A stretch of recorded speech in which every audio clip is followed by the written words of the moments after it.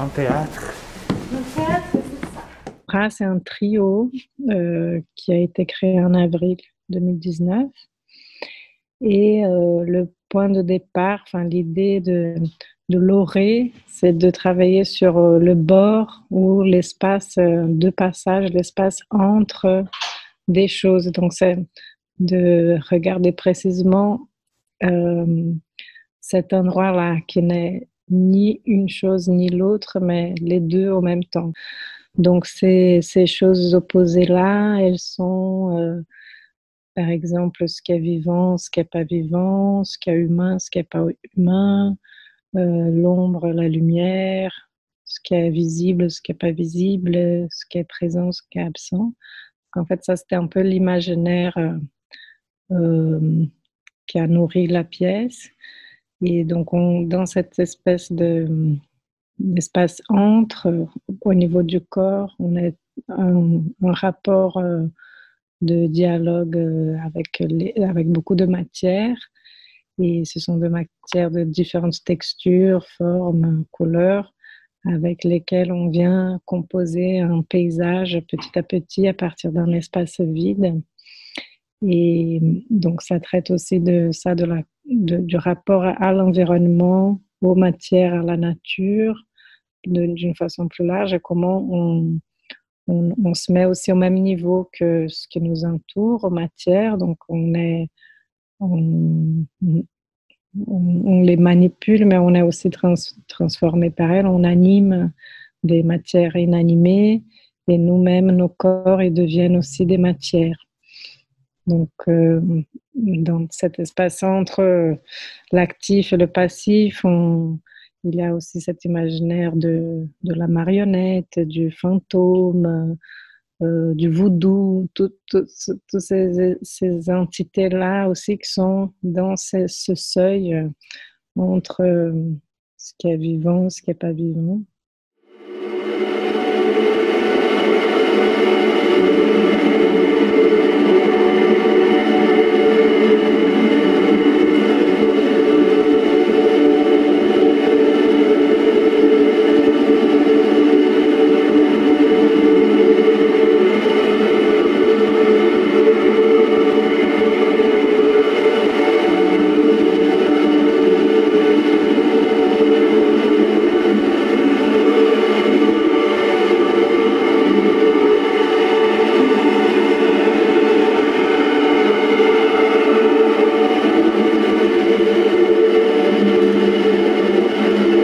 C'est une pièce très imagée, donc comme il y a tous ces éléments plastiques aussi, les matières, les couleurs, c'est déjà très parlant. Et puis c'est pas que des matières palpables, c'est aussi la lumière, le son, qui deviennent aussi des matières avec lesquelles on joue.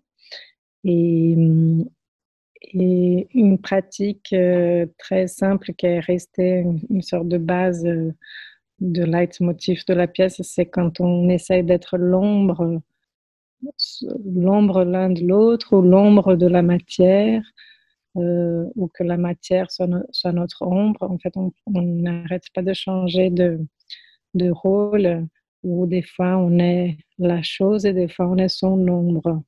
Et que les deux, ils sont aussi importants l'un que l'autre. Il y a beaucoup d'apparitions et disparitions. C'est une pièce où on est trois, mais en fait, il y a une multiplicité de personnages et de situations et d'images qui apparaissent et disparaissent, qui sont brèves.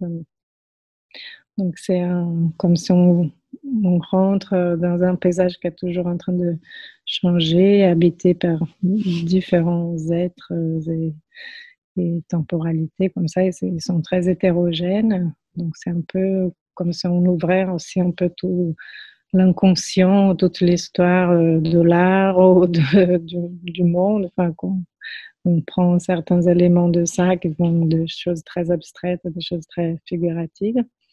Donc, on a beaucoup de costumes aussi, on se transforme. Et au niveau du corps, à part ce travail d'ombre, il y a aussi un travail justement de comment devenir, prendre la texture et la façon de bouger d'une certaine matière, ou ou comme si on était une sorte de marionnette qui est animée par quelque chose d'extérieur, ou encore euh, beaucoup d'immobilité aussi, comme des sortes de nature morte. Et, et donc le mouvement, il est toujours engendré par une relation plutôt que par un moteur intérieur.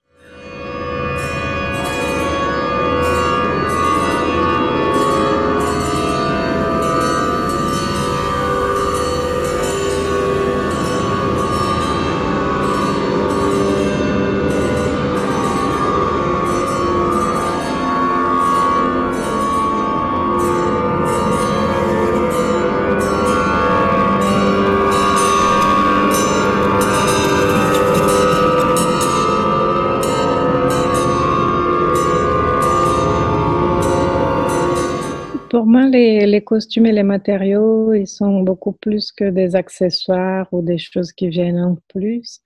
Et ils sont le moteur même du mouvement, enfin, la matière, elle permet de créer des images, mais l'image est liée au mouvement. Enfin, il y a vraiment une sorte de nœud entre ces différents éléments qui font un tout. Et des fois, oui, c'est, c'est à travers, c'est comme le corps, il vient donner vie à une matière, et la matière aussi, elle donne au corps les gestes qu'il doit faire. Donc, c'est vraiment un aller-retour.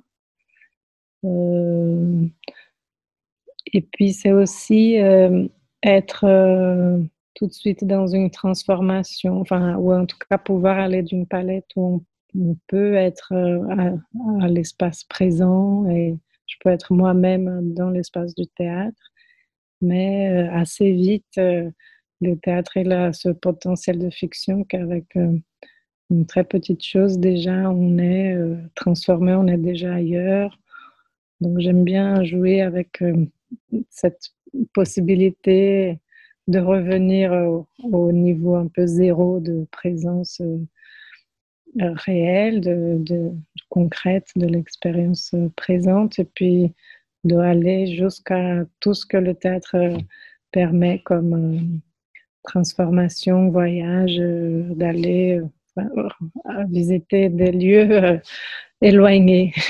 J'essaie de jamais, que ça soit jamais trop fermé ou unilatéral, enfin qu'il y ait un seul sens, mais plutôt que voilà que les images elles soient vraiment polysémiques, ou en regardant chacun, enfin on trouvera peut-être des choses en commun, mais chacun peut aussi se projeter, imaginer des choses qui sont pas trop dirigées, enfin pas diriger le regard ou l'expérience d'un seul point de vue. Et aussi l'aspect organique, sensitif, enfin, du corps avec l'espace, avec le rapport avec le public, avec les matières. Pour moi, c'est important aussi que le public reçoive la pièce physiquement aussi, et pas juste intellectuellement, et qu'il y a une sorte, ouais, de sentiment un peu d'immersion, d'être rentré, euh, rentré dans un espace, rentré dans la pièce, de façon, oui, avec son propre corps, quoi. Je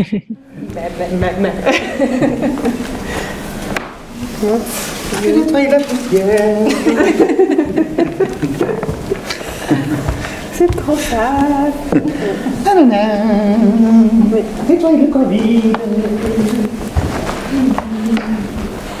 Ça a toujours été présent pour moi, la nécessité de créer, de faire des choses d'une façon ou d'une autre. Et là, depuis quelques années, c'est vrai que ça se pose, ça se construit dans une structure qui me permet vraiment d'avoir le temps et l'espace de faire ça, de développer une façon de faire que je découvre aussi. Je pense qu'on est toujours en recherche et en découverte. On n'a jamais acquis une recette, mais les expériences aussi s'accumulent d'une pièce à l'autre, et puis il y a quelque chose qui se précise, enfin des fils que je continue à tirer aussi d'une pièce à l'autre, des choses qui s'affinent, puis des fois des bifurcations, des transformations, des choses que je sens qu'il a besoin de continuer à creuser, et d'autres que je me dis, bon, ça,